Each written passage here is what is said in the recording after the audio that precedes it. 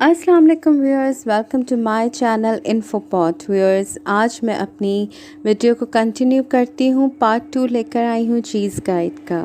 تو سب سے پہلے ہم بات کریں گے جارلسبرگ چیز کی۔ یہ مائلڈ ہوتی ہے، اس کا نٹی فلیور ہوتا ہے and it works well for making sandwiches, snacks and soup and goes well with fruits and bread, اور یہ میڈ ان ناروے ہے۔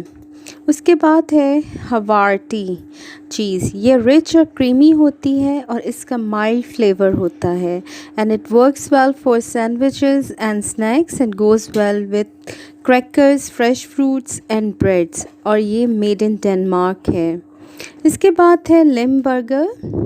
یہ بہت ہی ارومیٹک، سافٹ، اسموتھ اور وائٹ کلر کی چیز ہوتی ہے and it's used for dessert and sandwiches and goes well with fruits, colored bread and crackers، اور یہ میڈ ان بیلجیم ہے۔ اس کے بعد ہے موزریلا چیز۔ اس کا ڈیلیکیٹ فلیور ہوتا ہے، اس کا ٹیکسچر سیمی سافٹ ہوتا ہے اور کلر وائٹ ہوتا ہے and it works best for pizza and other Italian کیسرولز and goes well with any Italian food, اور یہ میڈ ان اٹلی ہے۔ اس کے بعد ہے میونسٹر چیز۔ یہ مائلڈ، میلو اور سیمی سافٹ چیز ہے and it works well for sandwiches and چیز trees, goes well with crackers and bread. Next ہے پرمیسن چیز۔ یہ اس کی شارپ ٹیسٹنگ ہے اور ہارڈ ہوتی ہے، برٹل ٹیکسچر ہے اور رنگ لائٹ یلو ہے and it is generally used in cooking, goes well with Italian foods and ساسز، اور یہ میڈ ان اٹلی ہے۔ اس کے بعد ہے ریکوٹا چیز۔ یہ کریمی ہوتی ہے، یہ تھوڑی بد ذائقہ ہوتی ہے، لیکن یہ تھوڑی سویٹ بھی ہوتی ہے۔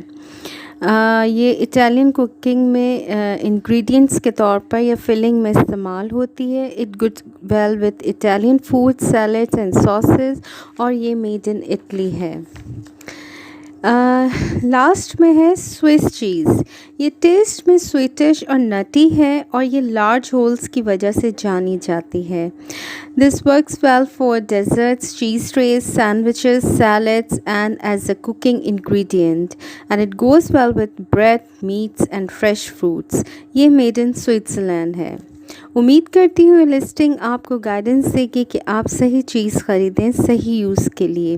ہر کسی کا ٹیسٹ ڈفرینٹ ہوتا ہے، so just go with your own test and likes to choosing the right چیز to serve with crackers, fruits et cetera.